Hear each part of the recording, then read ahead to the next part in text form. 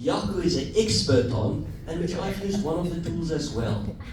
The tools from rhetoric, which I use, was via negativia, which means you take an extreme negative position to actually create an emotional response from you to think critically about things. That's why I said I never really told you what I believe. I just started to share with when Rich and I had the debate.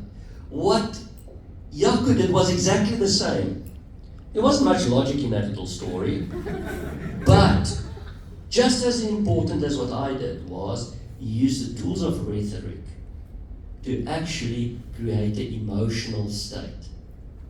And I think that's a great lesson for you guys to learn. When you're clever like you guys are, you rely way too much on logic. And you don't understand that sometimes you need to change people's hearts and minds.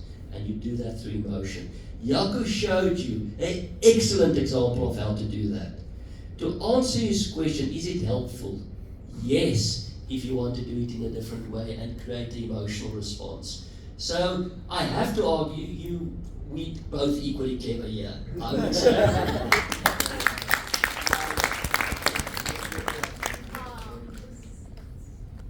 Okay, one last question then. Yeah, just.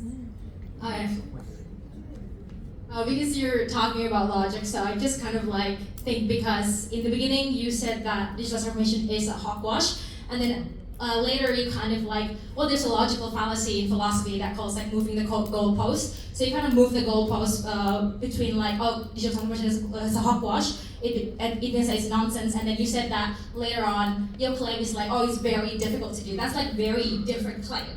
So I just want to point out that you committed a logical fallacy. Needs a distinction.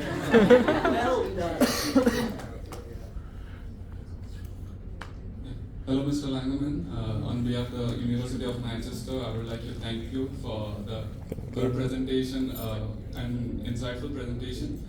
And we really have a different point of view of digital transformation now. And I would like to